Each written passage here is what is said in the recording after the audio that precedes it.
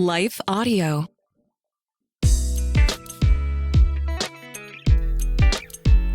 Hey there, listener. This is John from Talk About That. Just wanted to give you a quick bit of context for this week's episode. As you may have noticed, we did not put out an episode last week. We had one ready that you're going to hear today, and then there were some interesting events that we will share at a later date that occurred that took us both out of pocket for the week. So I say all that because there were serious and tragic events that happened in Nashville the week of this recording that we do address at the end of the episode. And then there were other events that happened in Nashville after that, specifically politically, that we do not address. And so that will be coming out in next week's episode as we talk about those things. So just wanted to give you context for where we were last week and what's going on this week. So we hope you enjoy this week's episode of Talk About That.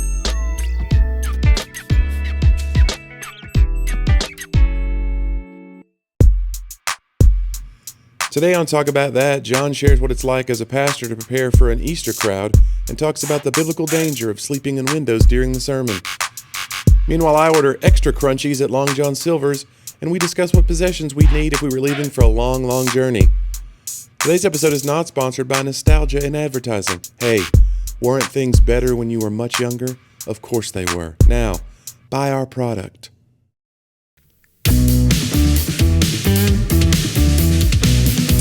Climb aboard, Johnny, the train to Bantertown. Let's talk about that.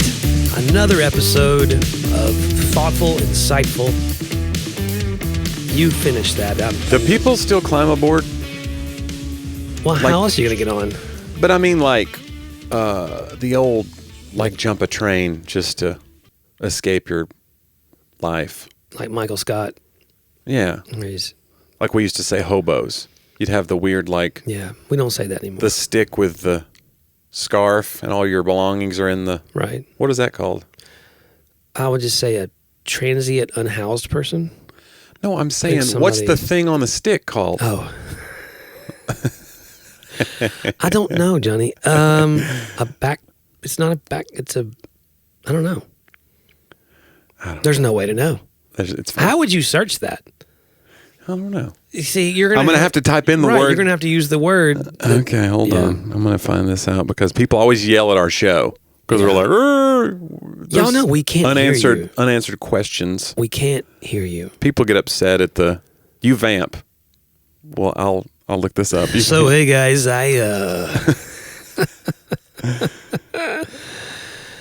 as Johnny is searching, I will say this. I listened to our last episode.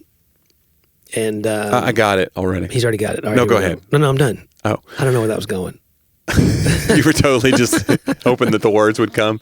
Sometimes I think I'm that kind of person. I realize what I'm thinking as I'm saying it.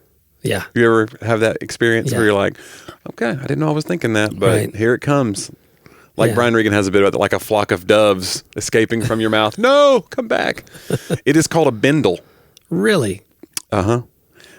Colloquially known as the blanket stick, particularly within the northeastern hobo community. This is the internet, so this is from that's Wikipedia. The bindle on Wikipedia. It can't steer us wrong. I don't know if hobo was like a pejorative. Yeah, it's I don't know. I don't know. For some reason along the way, I was told not to say that anymore, but I don't know. Well, I don't think it's not a common. We would never say it as like I get that. Like we would be trying to help the person probably. Wow. I'd give him whatever was in was in my bindle. And now you've had your reward. I think it'd be interesting to just carry one instead of like a backpack. Oh, that'd be great. Let's bring bindles back. They seem hard to access. You got to stop. You have to untie. Well, I think the advantage is you got a walking stick if you need it. And what do you do with the little bag on the end of the bindle? You take it off, and you have to hold that now with it in the other hand, maybe. I can't. I was considering jumping a train and doing this. And getting a bindle together. But what would be in your bindle, John? That's a great... we're going to have some new bonus episodes coming out. That'd be a great question. We could do a bonus episode. It's top 3 things that be in your bindle. It's like your desert island. What would you take on a desert island? Basically, it's what you would be doing because you'd be all of what you think you would need for this next journey. Right. What's in your bindle, listener? I would think an iPhone.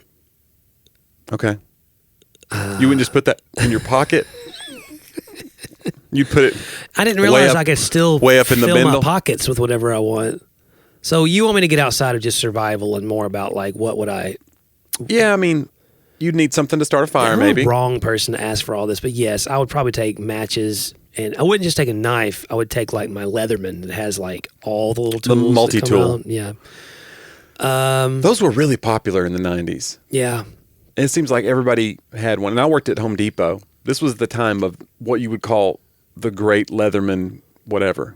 Yeah. It was a huge wave of... And Did the they knockoffs. have a name for it, or are you just... It was just the like... great Leatherman whatever. Yeah, the knockoffs. And that's what I could afford. You know, if you had an actual Leatherman, it was like $50-$60. Yeah. And I was never very handy. What do they especially call at those? that time. The Naga Heidman? Yeah, it was a pleatherman. It was just like a faux Leatherman. No, you know, it didn't open quite right. Right.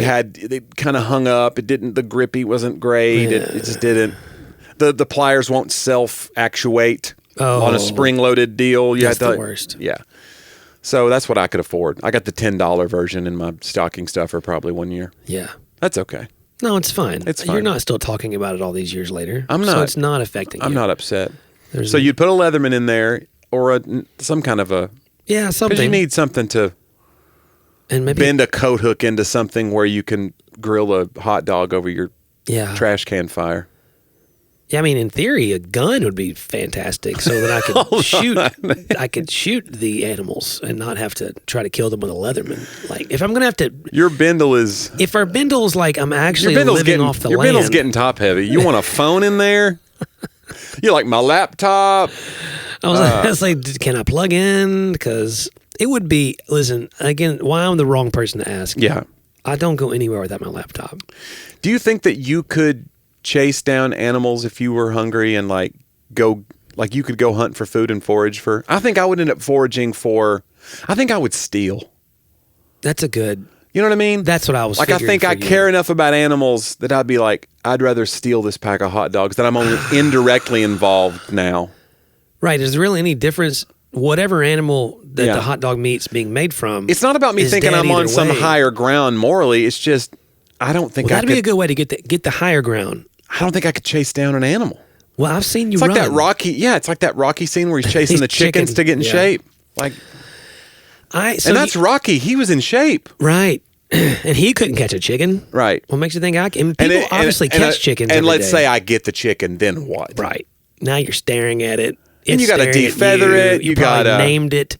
Whereas if I go into Kroger, right, the chicken's there. The chicken, it's ready to roll. You don't know what they called that chicken. And I'll have cash in my bindle, by the way. I meant to say that. You can. I'll have hundreds of dollars of cash. I'll just take my I'll savings. buy whatever I need. Yeah. Just take a credit card. Uh-huh. You're good to go. Yeah. I like this idea of carrying a bindle, though. What if I just walked in to a meeting? I'm actually surprised hipster culture, we didn't get to that point. Because everything was becoming minimalist. Everybody's going back to cassettes, back to vinyl. Yeah. Why not back to bindles? Could you imagine, like, J. Crew puts out, like, a leather bindle with, like, a really nice stained It's a little nicer. Yeah. It's like, hey. It's got a musky smell. The problem is kids could use as weapons if they, Oh, it's true. Yeah, because that's probably the other upside to a bindle. Yeah, because you could fight off somebody trying to take things from the top part of your bindle. Right. With the bottom part of your bindle. You want to disconnect those as you start swinging. Like a staff. Or just swing the whole thing. Like one of those... Yeah, but then your possessions come flying out. What are those called in the old medieval where you swing the thing above your head? The mace. A mace, yeah. Braveheart had that really nasty scene with the mace where he came in the guy's bedroom on a horse. And that was like, ooh... But that was for freedom, John. You could use that was for revenge. Yeah. The bindle probably wouldn't be as heavy, but it might cause if you were to hit someone with the end of your bindle. I wonder if a little. I bet you we're the only podcast right now talking about bindles. Oh, we're 8 minutes into bindle. That's great. I wonder how many listeners. We've had some more listeners the last month. We thank you for jumping on board with us, listeners. So I did want to take this time, though, Johnny, to talk about a really special thing that we announced last week, but now is official. That's right. And that is that all of our patrons yes, who support us on Patreon will be invited to our annual Easter egg hunt. Wouldn't that be something? It would be great if we had an Easter egg hunt every. What would you hide in the eggs? That would be podcast more content relevant. More content. They'd be like, great. If you're a barely patron, plotted through this. So you only have 2 levels, Johnny. Yeah. That's the inside voice. Yes. Which is our lower level. Does our inside? Well, they're not lower. They're the true insiders. Yeah. They're just. Yeah. It's like they put a foot in the door and they go, "Hey, what's going on?" They peek in. What's going on in here? And then you guys got Kool-Aid? That's what they say. They're the neighbors. They're the neighbor kids that can drink from the hose if they want. Gotcha. You know what I'm saying? Your guys are always invited. Thank you. Yeah. And I don't think it's good for you. No, it's not good. There's a whole generation of microplastics in our bloodstreams now, probably from that. But you and I turned out great. Oh, yeah, I forgot about that. Yeah. And then you have the Big Talker. Yes. And so we actually send books and CDs and stuff to Big Talkers. They get some gifts. So if you can go over to our website at talkaboutthatpodcast.com. Yeah, and if you sign up, it's just a little button up in the top right corner that says support. And if you want to support at any level, and if you are a patron, I sent out both a message through Patreon and emails this week. If you for some reason didn't get it and didn't get your exclusive ad-free RSS feed, please reach out to us. You can reach out to me if you want at johndriver.com. Mm-hmm. And we'd love to help you get to listen to this podcast ad-free. And speaking of Johnny. Yes. Now, those of you who are not ad-free, you're about to enjoy. Wow. It's a heck of a segue. You're about to enjoy. We appreciate our sponsors. Love our sponsors. They help make the show possible. I like listening to the ads. I actually really do. Although I still want you to go be a part of the patron family. It's our patron family of supporters. But for those of you who are not going to do that, take a few moments and listen to a word from a few of our sponsors.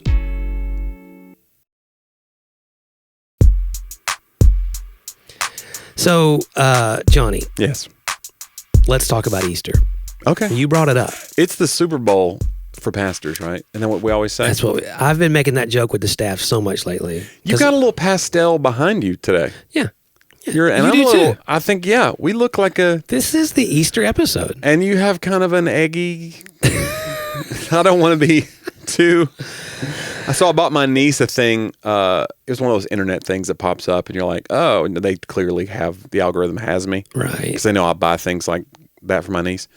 And it was this thing, maybe you saw it, it's called the Eggmatic or something, and it's like a plastic motorized lathe, basically, that you put an egg on, and it spins it, and you just put a marker on it, and it makes stripes. You can just move up and down the egg and make a cool, designed egg. An egg lathe. It is. It's like an egg lathe. That's interesting. And I learned you're supposed to hard boil those. You can. Oh. We were cleaning egg off we hard boiled them. And then my whole house smelled like eggs. Yeah. Because my niece was like, make them now. And Curry was like, I can do them. And she did them. And then I was like, it smelled like. There's no worse smell. It's pretty bad. It's bad, because it mimics other bad smells. I don't want to get into that, but yes, you're right. Have you ever been into a place where there's sulfur in the water? Yes. Where you're taking a shower, you're getting clean, and you smell like sewage. Iceland had strong sulfuric because it was geothermal. Okay. And so you were getting that. And did you go do the hot spring or anything? I did. How was that? Awesome. Isn't there a danger of you hit a pocket and now you're boiled alive? I don't know. I think there were a lot of tourists going there apparently, but I did some in the mountains. And some of them came back and some didn't. Have you ever seen, what was that? Dante's Peak? Yeah. One-eyed Willie was never seen again. Yeah, I did that one. I did one up in the mountains that was more secluded with the missionary. Yeah. And then I did there's this huge pool that was they would take the water was white. Okay. And you could reach down and it had this substance that they use for skincare. Okay. It's literally natural. And they would sell it. You could walk back inside and get it. And they don't sell it in the States? You can't? I don't know. I don't remember what it's called, but people were just rubbing it on their bodies while they just floated in the pool and stuff. And you could it was. Do you think it works? Have you seen my skin? I have. That's why I'm asking. Your skin's never been the same. I had a single treatment 25 years ago. And wow. Yeah, but so yes, I've done hot springs. Okay, so back to Easter. So what is your prep like? Because I've not been on staff at the church in a while. It's a lot, right? There's a lot of getting ready. You want to put your best face forward.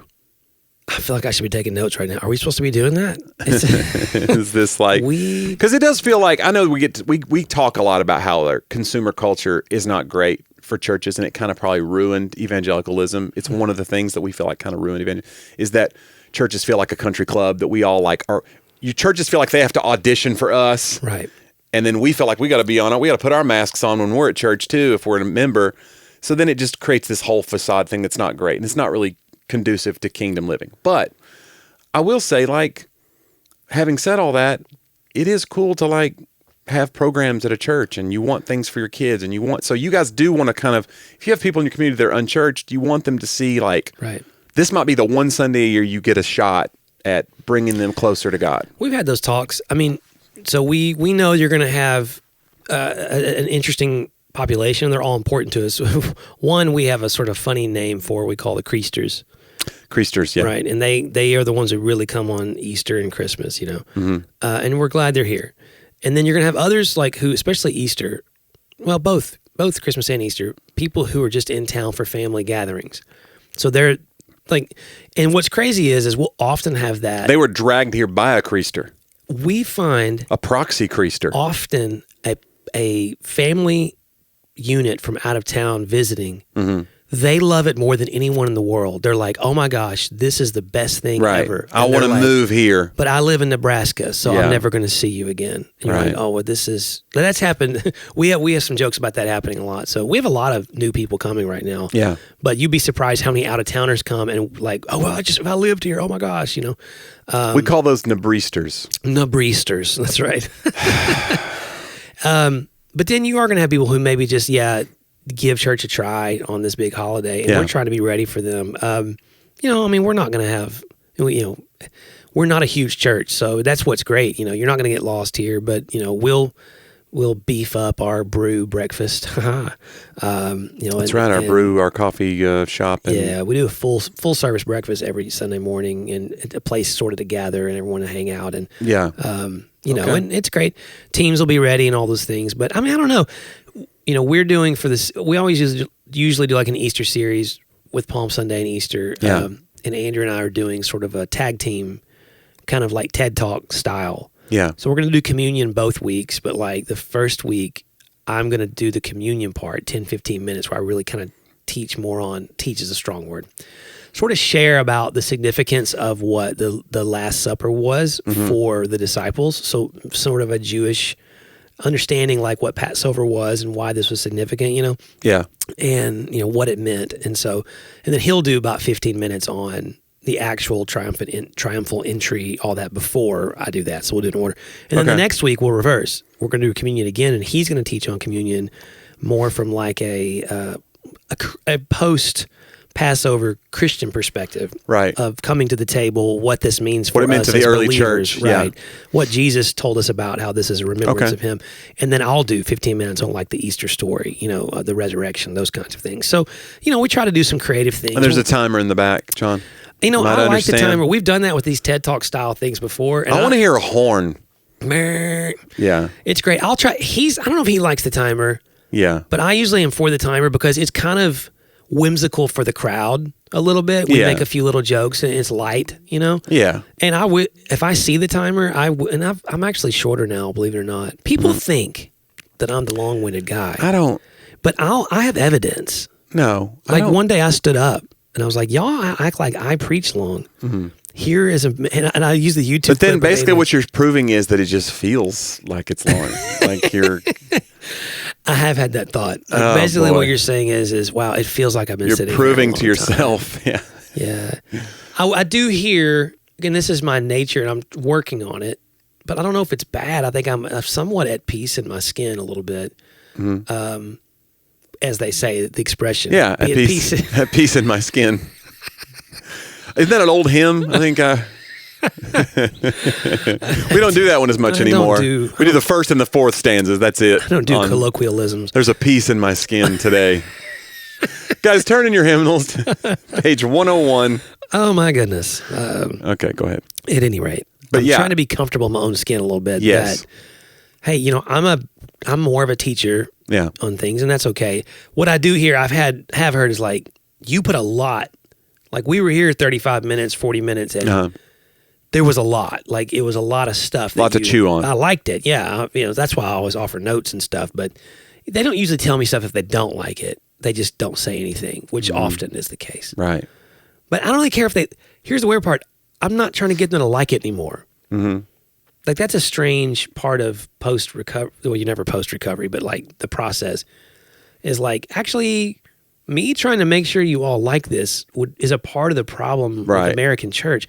Like I don't want you to hate this, and I don't want it to be like something distracting. I'm not setting out to just fill you with information. Like that's my problem then, But to be like, hey, I hope that the message of God's grace that leads you to a change that only He can enact in you as you pursue His ways. Like, was that message accomplished regardless of whether I hit the home run or not? Yeah. And if it was, and you're like, well, that wasn't a home run, who cares? Like the idea that American church, and that's where Easter, because it's so funny you were saying that about that tension. We don't want to be those people yet. Mm-hmm. A bad impression, it is what it is. You could say that. A bad impression in kid check, I always tell the staff, like, hey, what happens in the service is very important. But if they have a bad kid check experience with their children, or that's number one. Number two, then they have a bad interaction with somebody in the foyer who's in our front lines team, then it probably doesn't matter how well or not well the worship team or the speaker does that day. Like you don't get, because they could just go to one of the other literal 100 churches that is within a 10-mile radius, and have a better experience. And so that's the part you go, that grosses me out, because early church, you're like, well, if you live in Ephesus, guess where you go to church? Yeah. The church at Ephesus. You know what I'm saying? Like, so that's not first. I've heard they're good, by the way. Oh, man. I'm so glad that they're nowhere near us. No, bro. You would be picking them. They siphoning people like you wouldn't believe. Have you heard Timothy? Oh, that guy. Man. He's young. He's actually pretty timid and has chronic stomach aches. Yeah. Maybe ask him to drink a little wine first. Sorry, we're getting way into the weeds with Scripture now. That's okay. Jonnie, there's never weeds in Scripture. I can't believe. Actually, John, some of the seed that he... Right. Some it was choked out by yeah. It's fine. We don't use the word tares enough like that. Tares. Huh. I'm bringing back tares. And what was the name of our stick for the... Bindle. Tares and Bindle. That's what you put in the Bindle, maybe. It sounds like we are writing a hymn here. Mm-hmm. When you talk about the piece in your skin, how many tears are in your Bindle? You know what I'm saying? It rhymes with spindle and... Dwindle? Throw you out of... Wendell. Or some guy named Wendell. It'll be fine. That is my favorite story of long-winded preaching, because we're on the topic now. Right. Eutychus. Eutychus. And Paul's preaching. Which also plays into my theory that Paul wasn't some phenomenal He did not speaker. have a timer. No, he didn't. Number one reason, they didn't exist. Yeah. But number two, I don't think he cared. Yeah. But he preached so long.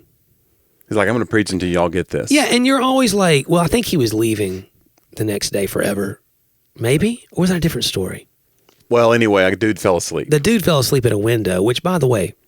some glass. Somebody who's sitting next to him, give him a... Yeah, someone wake him up, and he falls to his death, and then Paul comes and prays for him, and he comes back to life, right? Mm-hmm. Which, I mean, as a preacher, I would feel pretty responsible, so I'm glad God backed him up on that one. Yeah. Like, I literally just killed a guy with my boredom, you know what I'm saying? Right. So that's... Or was he like, that's what you get. Maybe stay awake. It'll happen to the rest of you. Yeah. I don't think But the favorite joke of that always is very cheesy. Well, that's how you remember his name. Right. Eutychus. Because it's Eutychus too if you fell out a window. Come on now. Won't that preach? Won't it though? It did, and it killed a guy. I don't think he did. I want to know, see, I would write now a book about what happened to Eutychus after the fact. Yeah. Because now he's got that story. Right. So Eutychus, because my first book I ever wrote is the only real true fiction I've ever written. I've written some like based on true story type stuff, but was a story of a guy, and I used a name from the Bible. Right. And it was the deal is whatever we think, and I'm not trying to add or take away from Bible stuff. This is why it's important to understand biblical, like to understand what the genre of literature is that you're reading in Scripture and all those things. So I'm not trying to like add to the gospel story. Right. What I'm trying to say is, so just take the guy like Eutychus. He existed before that story, and he existed after that story because he came back to life. But we don't know. We only know that little footnote. There is a story. We just don't know what it is. So I always find it's it fun really, to think about it. well, or interesting to like, he interacted with Paul before then, probably, or somebody in that church. I think Eutychus went on to be very pro-nap. You think so? He was like, guys, make sure you get your rest. Don't show up here. Yeah, be refreshed. What if there's like a whole sect of early Christianity focused on making sure your body had enough rest, and its leader was Eutychus, the bishop of wherever. Yeah, like the Sabbath was a big deal. He was like, Huge. hey, I said no work. None. You look really haggard. Get away from today. the window. Yeah. He didn't have any windows in his house, maybe. It's like the Beauty and the Beast thing where he covered all the mirrors. Or he put bars on the window, and guys. Yeah. Some of y'all out there, you're not letting the sunshine in because you're afraid something bad happened to you one time. Yeah. And now you're like, oh, I won't let that. But you're keeping things out that need in. Yeah. So that you don't fall out. Right. I don't know. It's all trying to keep your safety prohibits real living and thriving. You've made a jail cell. What you need is to be like Paul and Silas. Or just get a nap. Well, right. All this could have been fixed with a good nap from Don't you think Eutychus. that's true most times in your life where you're like, if I had a sandwich or a nap, a lot of this would be better? All the time. There are many times, I don't know how you feel, but there are many times right now our lives feel a little chaotic, and we've been traveling a lot and everything, that if I could, I would go get in the bed and sleep for an hour, and I feel like it's like the most alluring. I don't think an hour does it for me. Really? These people that can sleep for like, what's the power nap? 40-minute people or whatever? Well, I mean, 15 is a power. Some people do like I can just. But isn't like a REM cycle or something 45? Isn't it like the minimum? I don't know. Yeah, maybe. To get into like deep. Right. Where it's actually. Like you sleep less than 45, there's a chance you'll be more cleansing. More groggy. Yeah. I remember we read that story because our dear friend and pastor, Andrew, he's one of those guys that will defend that he only sleeps 4 hours or whatever, and that's all he needs. But then we read this article one day, and I brought it to like staff meeting, and I was like, guys, this says that like it takes like that 5th through 8th hour. It's pretty important. Is when all of the dots are connected. Yeah. And so like your memory, your latent memories for your whole life those dots are connected in hours 5 to 7. And Andy was like, thank you, Bindle. And he was like, I don't remember my social security number yet. But it is interesting, and I don't know if that's true for everybody. Eutychus, fetch me a water, like he was just...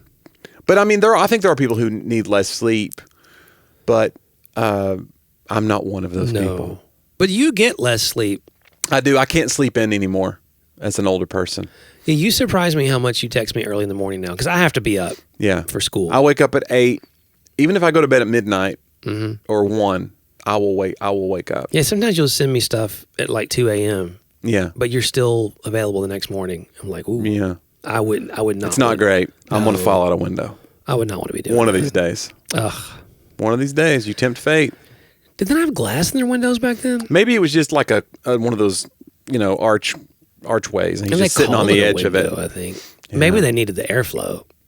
That's probably because the Easter egg hunt. You know what I'm saying? They had been boiling the eggs. Right.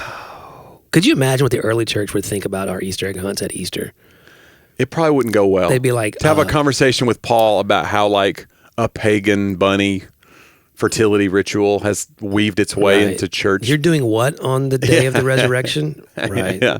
Well, I don't know. I mean, I think Paul would probably be like, well, so the gist of it is little kids are dressing up, taking pictures and getting candy out of the yard. Right. Okay. It's harmless. No harm, no foul. You're not worshiping There was a something. Gaffigan bit about how like, I wonder how it happened and how it weaved its way in. Like when Jesus was ascending to heaven, he's like, when I come back, I better not see any eggs,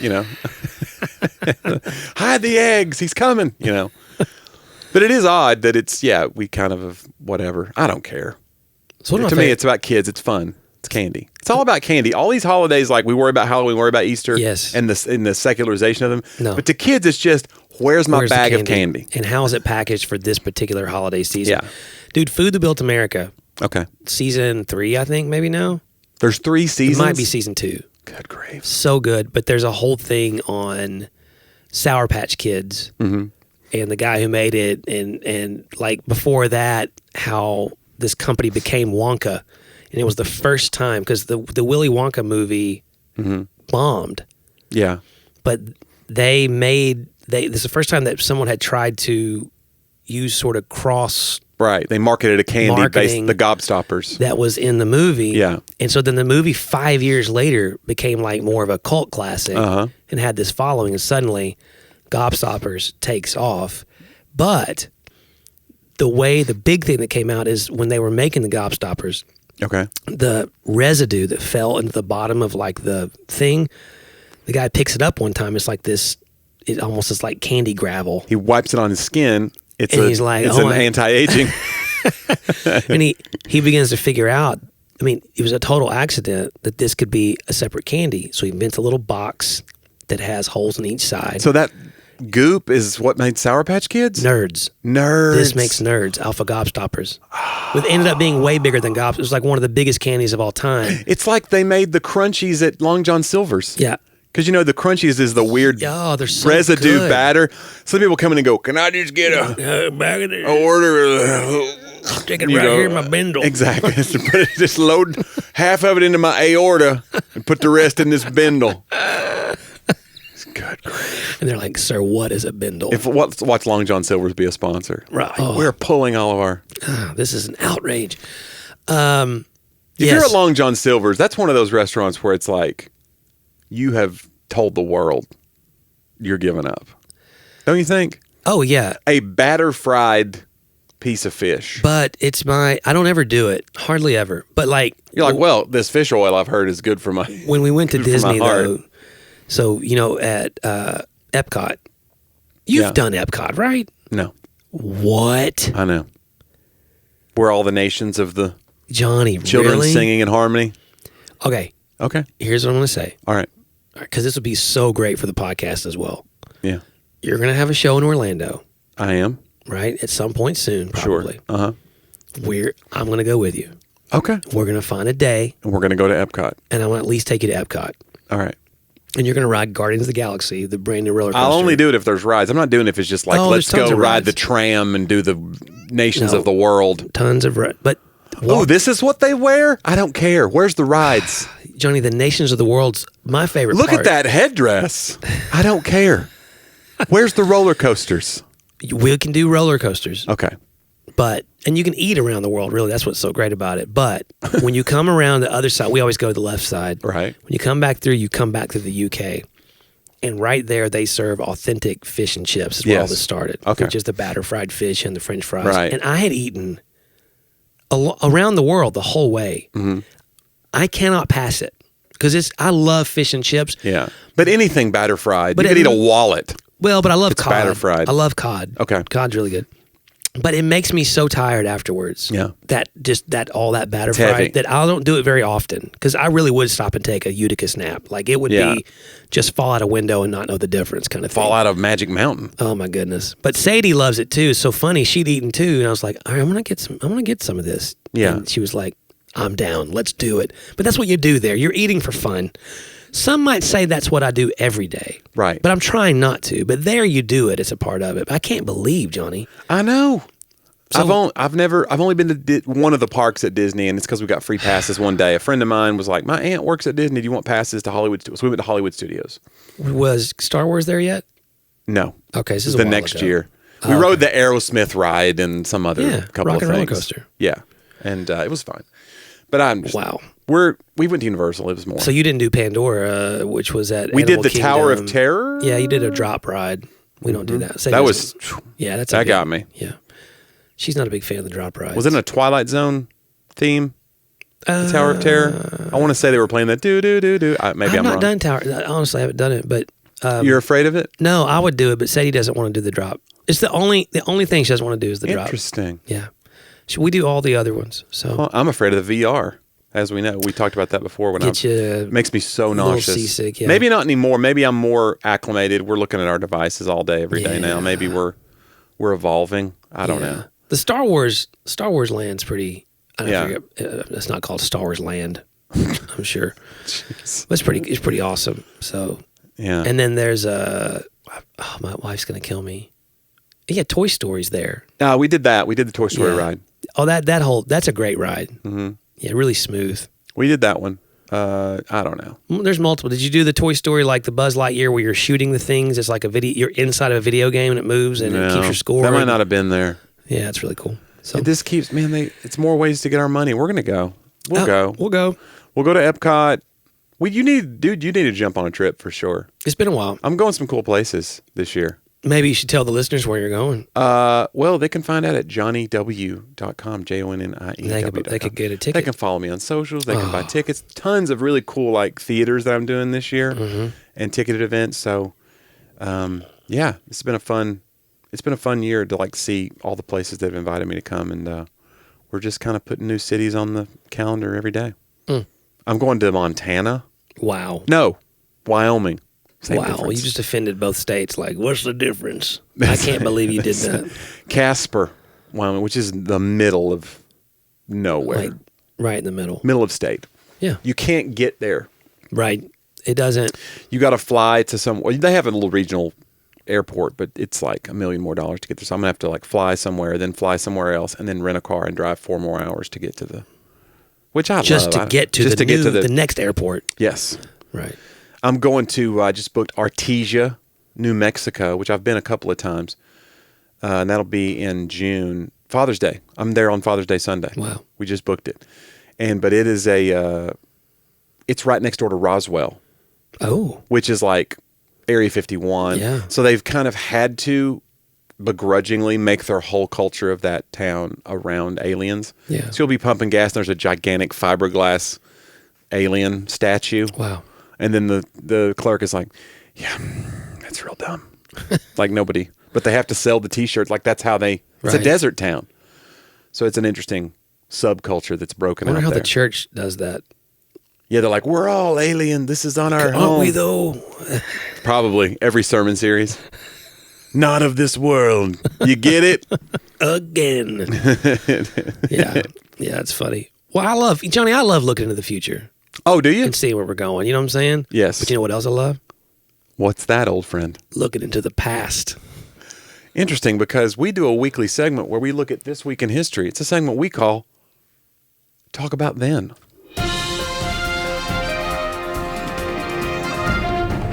We're going to work on your segues, I'll say that for sure.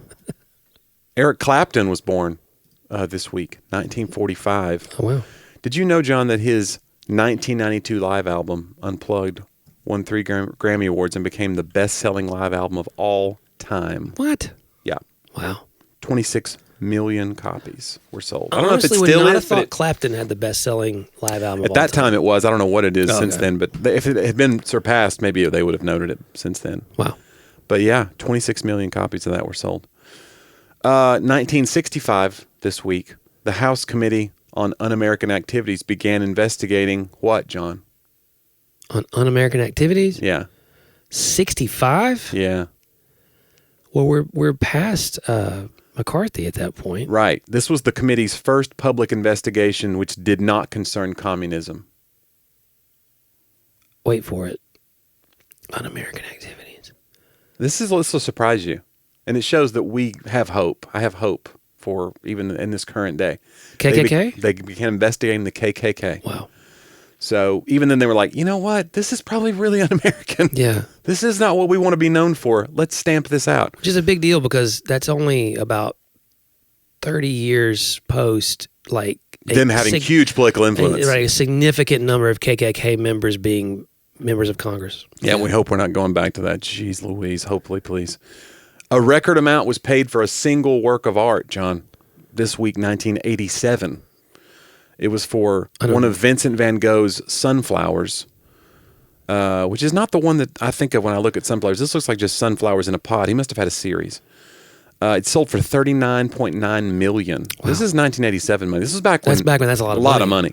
Right. it was a record at the time. We're all throwing that around. Here's my favorite part: the subplot. There are some experts who now believe this piece was a fake. Wow. So it was probably a ripoff, and somebody paid $40 million for it. So if you got $40 million and you're going to put it into a painting, right, dude, there's so much good you could do. I don't know. I mean, it's fun to collect things, but dude, I do believe that art betters society. Like, so that's a hard thing. I think beauty and art, and it's important. A high value in art. What I mean that, but when it becomes like a hoity-toity thing of right. like just rich people passing it around and like, come look at my behind glass, and it's only rich people can see it. That's a weird thing. It's like a self-aggrandizing kind of a thing. Yeah. I did read this great quote yesterday on my timeline, and I'd never read it before, and it said, what did it say? Art is how we mark space. In other words, like we mark our spaces with art, but music is how we mark time. Wow. I was like, that's really interesting. Huh. Like that, and I can't remember who said it. It's been quoted by a million people, but I think it was a philosopher, a French philosopher. Benjamin Franklin. It was Frank Zappa. No.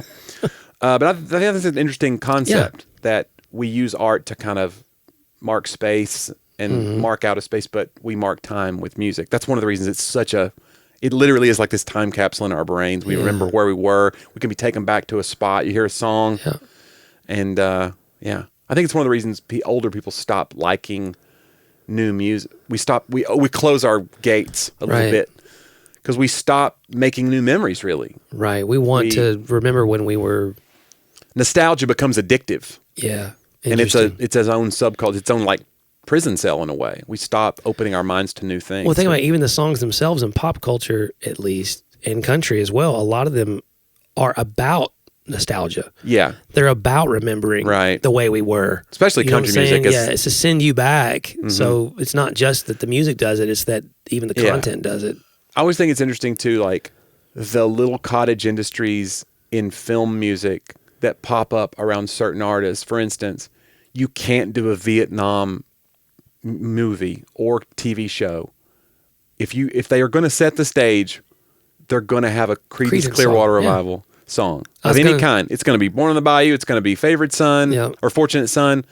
It's going to be one of those, and it takes you immediately. Yeah, this is it. We're in Vietnam now. It's so weird, and there's like no way they knew that was going to be. I wonder when they knew it by some point. I know Forrest Gump, the scene when he's leaving for Vietnam, opens with Fortunate Son, and he's in a Huey.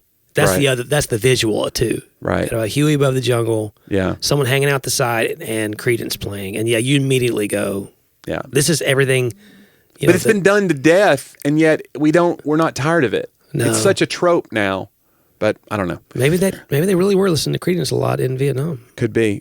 March 30th, 1867, John. Alaska was purchased. Oh yeah. U.S. buys Alaska from the Russians at the bargain price of how much per acre, John? Oh, per acre. Yeah. That's what it says here.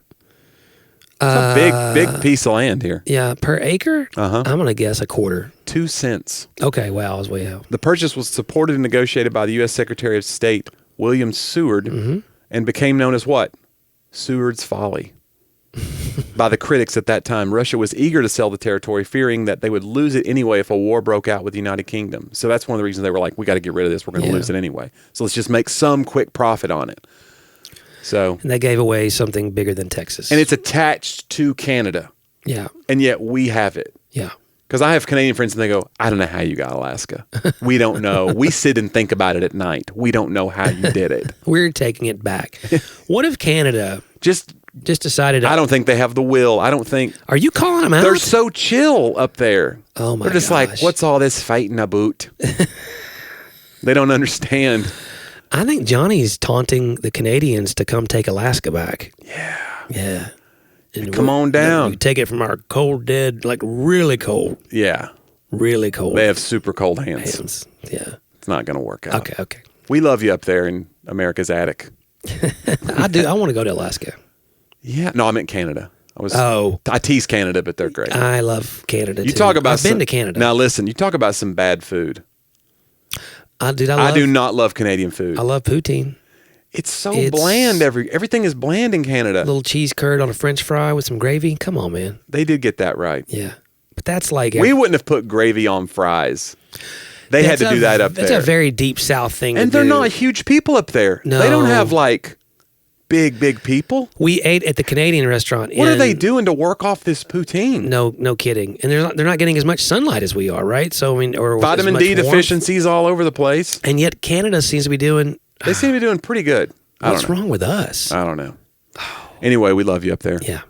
And our neighbors to the north. John. America's attic. Well, America's hat was what I was going to say, but that seemed. Reagan assassination attempt happened this week, 1981. Mm-hmm. U.S. President Reagan, James Brady, and 2 others are shot by John Hinckley, who was trying to impress. John, do you know his motive? Yeah, was it Jodie Foster? Jodie Foster, yeah. Whom he had developed with an obsession for after seeing the film Taxi Driver. Brady was left paralyzed from the gunshot wound to the head. He would die in 2014 due to causes directly related to the shooting. And that's where we get the Brady bill, mm-hmm. right? So there was an immediate reaction, which we're kind of going through that as a nation again, where it's like we're really quarreling, a lot of internal political strife. We're wrestling with the fact that we have so many mass shootings and like nobody wants to give an inch to the other side. Yeah. I feel like most people in the country want common sense reform, but nobody in the middle wants to speak up because we're afraid of being pulled to the left or right. You know, you want to give a point to the other guy by saying, yeah, I think we should do something.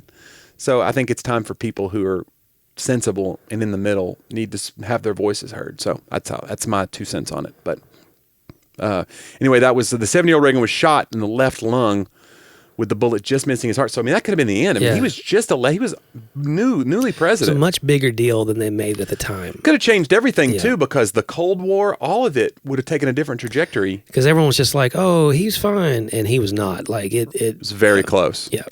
As he was being prepped for surgery, he joked to his wife Nancy, "Honey, I forgot to duck." So even then, like the guy's just what a charismatic figure he was. He did have. He had the presidential charisma. Even later, there's a great clip of one of his speeches, a year after, and it's at one of the, I think it might have been at the Republican National Convention, because it's one of those where there's a million balloons in the room, mm-hmm. and a balloon just pops really loud, and the whole crowd just is startled, and then Reagan immediately says, "You missed me." Wow. Like, the guy was just ready. Yeah. I don't know, man. He was very quick.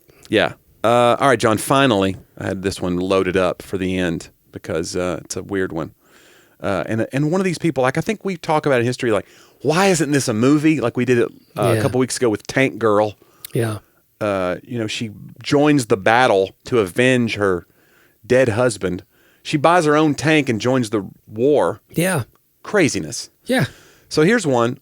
Titanic survivor Charles Lightoller was born March of 1874, died in 1952. He was a British naval officer, the second officer on the RMS Titanic when it sank. So right under the captain. During the evacuation of the Titanic, Lightoller took charge of loading the lifeboats. Lightoller stayed on board, helping others escape as long as possible, and then dived into the water as the Titanic began its final plunge. So he was going to go down with the ship. He dove into the water. When he hit the water, he was then sucked under by water rushing into one of the ship's ventilators. So he was going to get just chopped to bits, basically, or just drowned by it being pulled down. Mm-hmm. He was pinned against the grate by the pressure of the incoming water until a blast of hot air from an explosion from deep inside the ship blew him clear.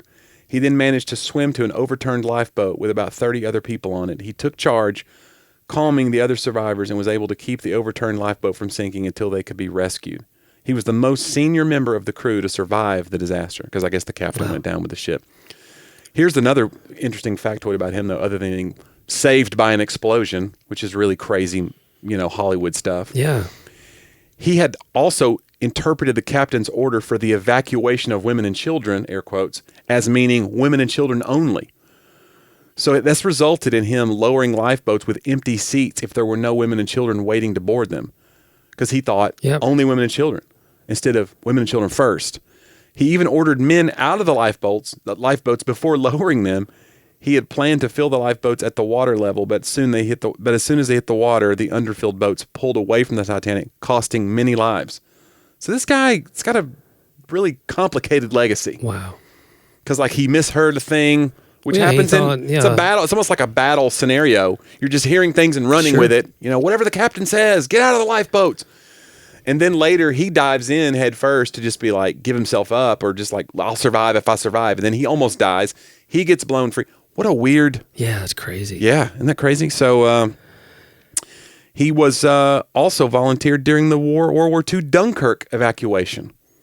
This guy needs a movie where he piloted his own boat, because that's what Dunkirk was all about, right? Yeah. It was a lot of civilian boats, under enemy fire to rescue 127 British servicemen in a boat that was only licensed to carry 21 passengers. Unbelievable. This guy.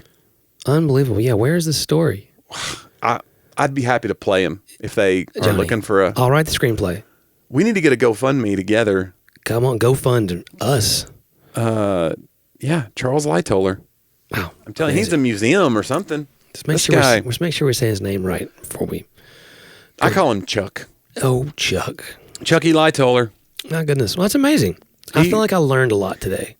Especially on that Talk About Then. That was... We just want to be of service. That whole thing about not being an educational podcast, I don't know now. I don't know. I mean, we looked a few things up. We'll find out next week. None of this was true. It's made up. It's great.